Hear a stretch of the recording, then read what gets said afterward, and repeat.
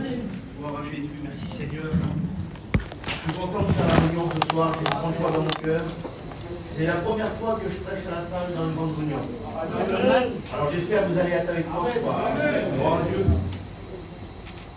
Écoutez, il y a une grande crainte dans mon cœur d'apporter la parole de Dieu, parce que c'est pas n'importe quoi. C'est pas n'importe quoi d'apporter le message qui vient du ciel. Et je réalisais une chose, si on s'appuierait sur les hommes, eh ben, je serais parti aujourd'hui. Parce que mardi, il y a notre enseignant Gazo qui a fait la réunion.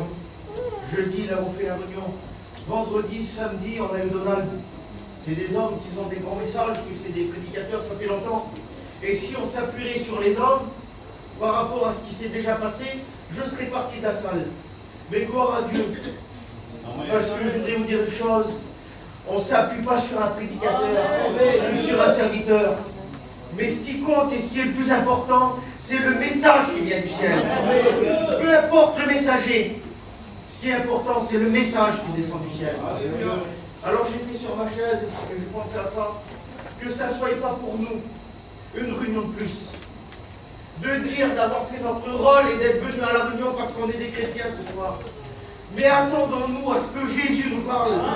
Parce que le Seigneur a un mot à nous dire. Le Seigneur veut nous parler ce soir. Est-ce que vous êtes prêts à entendre ce que le Seigneur a à nous dire? Est-ce que notre cœur il est disposé à recevoir ce que Dieu veut nous dire? Alors je voudrais qu'on prie le Seigneur. Et je voudrais réellement qu'on fasse la réunion ensemble. Et pendant peut-être un quart d'heure, qu'on soit attentifs à ce que Dieu a à nous dire. Parce que ce qu'on dit, ce n'est pas nos pensées, ce n'est pas nos idées, ce n'est pas ce qu'on pourrait dire ou ce qu'on pourrait voir. Mais ce qu'on dit, ça sort de la parole de Dieu. Et quand ça sort de la parole de Dieu, alors il y a de la puissance. Parce qu'il y a de la puissance dans la parole de Dieu. Et c'est pour ça que les cœurs sont touchés. C'est pour ça que les vies sont bénies. C'est parce que ce qu'on dit, ça sort de la parole de Dieu. Amen. Gloire à Dieu. On prie le Seigneur. Jason, tu pries le Seigneur pour moi. On prie le Seigneur ensemble. À toi la gloire, Seigneur, et dans tes mains, Seigneur. Seigneur, à toi la gloire, Seigneur, prends toute la place, Seigneur. Viens nous visiter, Seigneur. Gloire à Jésus. Le Seigneur, il a mis un message sur mon cœur, ça ne va pas être facile à le prêcher. Alors j'ai besoin qu'on soit ensemble. Gloire à Dieu. Je voudrais vous poser une question. Et je la pose à moi aussi quand je vous la pose. Comment est notre cœur? Notre cœur, il est comment? Comment c'est à l'intérieur là? Qu'est-ce qui se passe dans le cœur? Est-ce que tu es bien? Est-ce que tu n'es pas bien? Écoutez, nous, on n'a pas la capacité de regarder dans le cœur. Et la Bible dit ça. Au milieu même du rire, le cœur peut être affligé. Et je pensais à ça, écoutez, nous, bien souvent, on regarde à l'apparence, à ce qui frappe les regards. Quand on voit ceux qui rentrent dans la salle, ceux qui sont à l'heure, ceux qui sont capables de mettre des chaises, les sœurs qui sont capables de nettoyer la salle, et tous ceux qui sont capables, par exemple, de dire un mot de témoignage. Nous, on regarde à l'apparence, on se dit, ben, il est bien, il est béni, il y arrive en ce moment. C'est un bon diacre, il est vaillant, il est à l'heure. La sœur, elle est là pour nettoyer. Mais nous, on ne connaît pas l'intérieur du cœur. Peut-être que tu fais toutes ces choses, mais à l'intérieur de ton cœur, peut-être que tu souffres, peut-être que tu n'es pas bien. Écoutez, si nous, on regarde à l'apparence, je voudrais vous dire une chose, que lui, il ne regarde pas l'apparence. Il est capable de regarder dans le plus profond de ton cœur ce soir. Il est là ce soir et il voit ton cœur peut-être qui souffre, peut-être qui est fatigué, chargé. Ça fait peut-être des jours et des jours que tu n'en peux plus, tu n'as plus la force. Ce soir, Jésus t'a vu. Gloire à Dieu. Jésus t'a vu. Et ça ne sert à rien de se cacher. Ça ne sert à rien de se cacher. La Bible dit ça. Il sonde nos cœurs. Il nous connaît parfaitement. Je vous lis un verset. Regardez ce qu'il dit le psaume 139. C'est ce qu'il a prêché Donald l'autre jour. Éternel, tu sondes mon cœur et tu me connais. Tu sais quand je m'assieds et quand je me lève. Tu pénètres de moi ma pensée. Tu sais quand je me marche et quand je me couche. Et tu pénètres toutes mes voies. Car la parole n'est pas sur ma langue, que déjà, ô Éternel, tu la connais entièrement. Donc ça veut dire quoi ce que je suis en train de dire? Ça veut dire que ce soir, ça ne sert à rien de te cacher. Ça ne sert à rien de faire une apparence. Ça ne sert à rien de vouloir mettre un mur comme ça devant toi, parce que Jésus te connaît parfaitement ce soir. Il connaît ton cœur parfait. La Bible a dit qu'il connaît même les cheveux qu'on a sur notre tête. Alors ça ne sert à rien de se cacher. Ce soir, il faut que l'apparence tombe. Écoutez, il faut que ce soir l'apparence tombe, parce qu'il y a des tables dans nos cœurs qui ont besoin d'être renversées. Je voudrais que vous dites Amen. Soyez avec moi, c'est important. Le message, il est fort, il est dur à prêcher, mais je voudrais qu'on soit ensemble. Ce soir, il y a des tables qui doivent être renversées dans les cœurs. Et là, on est tous concernés. Parce que bien souvent, quand je réalise ma vie, quand je regarde ma vie à moi, je réalise que bien souvent, il y a des tables qui viennent se dresser dans ma vie, mais qui ne sont pas bonnes. Et ce soir, Jésus veut renverser les tables comme il a été capable de renverser les tables dans le temps. Gloire à Dieu. Gloire à Jésus. Gloire à Dieu. La Bible dit ça, c'est l'apôtre Paul qui dit ça. Il dit que nous sommes le temple du Saint-Esprit. On est représenté comme un temple. Et moi, écoutez, j'ai fait ça dans le message. Je nous ai représenté comme le temple de Jérusalem ce soir. Et je voudrais qu'on regarde ça ensemble. Amen. La Bible dit ça du temple de Jérusalem. Écoutez, c'était un temple exceptionnel. C'est le roi Hérode qui l'a reconstruit. Il a fallu 46 ans pour le reconstruire. C'était un monument qui était d'une merveille incroyable. Les gens se déplaçaient du monde pour venir voir le temple de Jérusalem. C'était quelque chose d'incroyable. Et quand on va à Jérusalem, il y a encore des ruines du temple.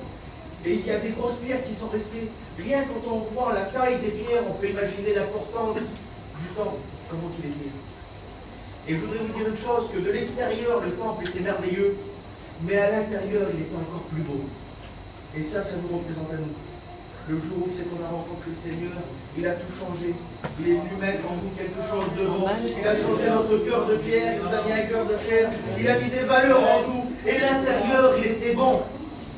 L'intérieur, il était bon parce que Jésus est venu faire sa demeure à l'intérieur. Mais voilà, il s'est passé quelque chose, écoutez.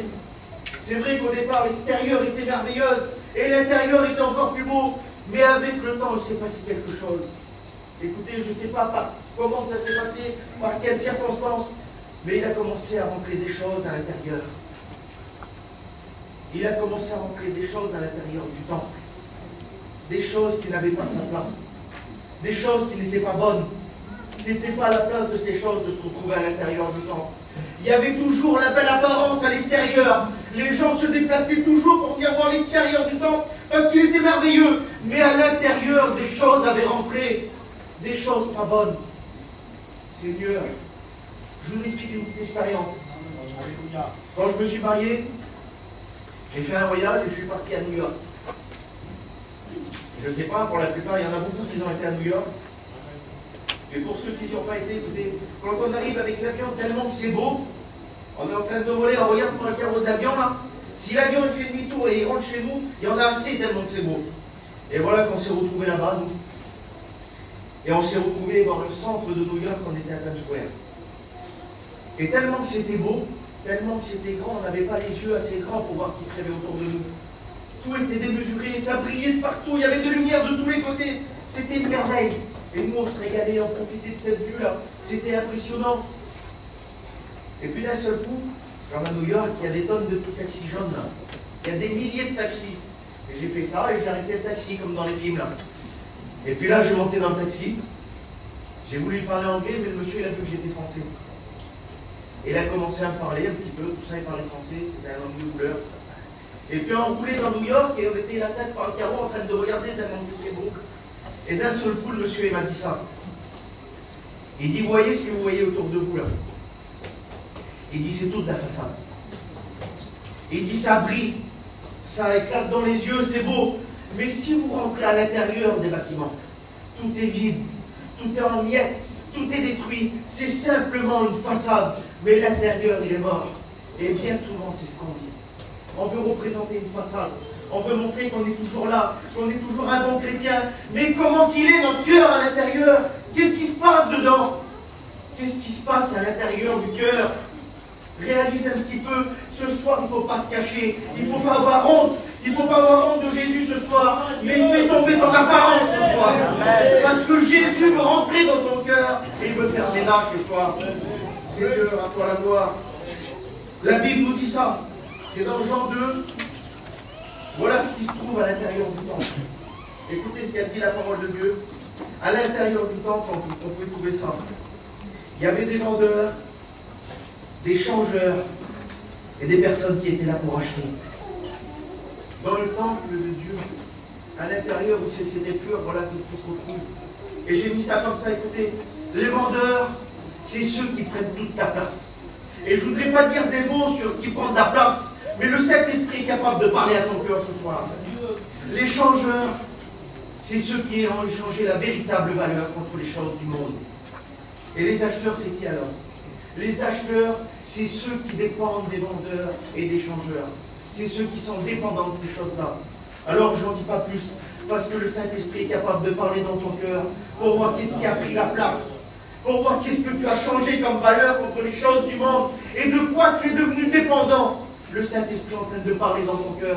Réalise à ce moment que je parle, c'est quoi qui a pris la place de Jésus? C'est quoi les valeurs que tu as échangées contre celles du monde? C'est quoi que tu es devenu dépendant et que tu ne peux plus t'en passer? Seigneur, je ne sais pas comment ils ont fait pour entrer ces personnages-là. Peut-être qu'au début, quand ils ont entré dans le temple, ils les ont chassés une fois. Vous ne pouvez pas rester là, allez-vous-en. Vous ne pouvez pas être là. Mais avec le temps, ils ont réussi à s'installer. Ils ont réussi à prendre position. Et après, c'était eux qui prenaient toute la place dans le temple. Seigneur, peut-être c'est ce qui se passe pour toi. Au début, tu arrivais à repousser les choses. Tu repoussais les mauvaises choses qui voulaient s'approcher de ton cœur. Mais avec le temps, tu as laissé la place. Et aujourd'hui, ça a pris toute la place.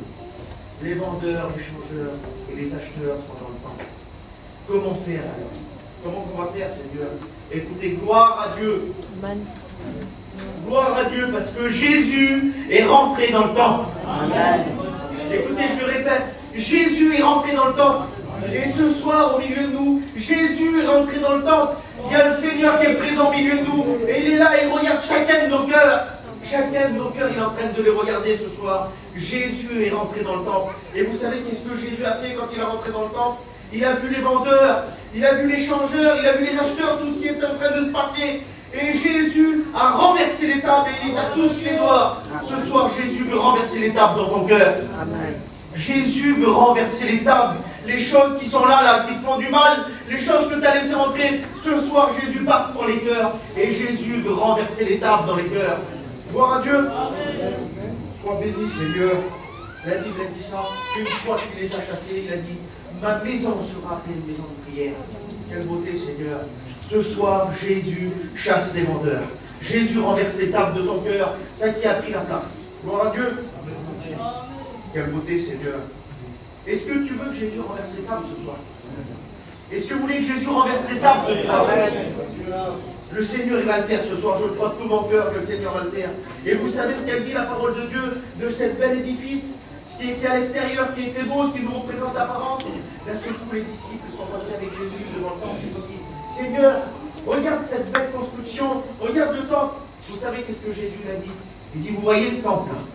Ce temple que vous voyez si merveilleux, il ne restera pas pierre sur pierre qu'il ne soit renversé. Mais qu'est-ce que ça veut dire ce soir? Ça veut dire que ce soir, Jésus veut renverser tes apparences et qu'il veut renverser les tables qu'il y a dans ton cœur qui ne sont pas bonnes. Gloire à Dieu. Alors j'ai terminé le message. Je voudrais simplement vous dire un verset. Et après, je vais faire une appel. Gloire à Dieu. La Bible dit ça. Joël 2,13. Il dit déchirez vos cœurs et non vos vêtements. Il y en a assez d'apparence. Il y en a assez de déchirer les vêtements. Ce soir, c'est le cœur qui a besoin d'être renversé. Le Seigneur parcourt les cœurs. Le Seigneur parcourt les cœurs ce soir. Et il y a des tables qui doivent être renversées. Alors je voudrais qu'on fasse quelque chose. Je voudrais qu'on commence à prier le Seigneur. Et je voudrais demander aux gens qui viennent chanter un cantique. Et je voudrais qu'on rentre dans la présence de Dieu. Parce que la réunion est importante ce soir. C'est pas une réunion de plus pour dire d'affaires. Mais ce soir, Jésus parle réellement dans les cœurs. Et je le crois de tout mon cœur qu'il va se passer quelque chose. Alors les frères, on prie le Seigneur. Gloire à Dieu. Gloire à Jésus.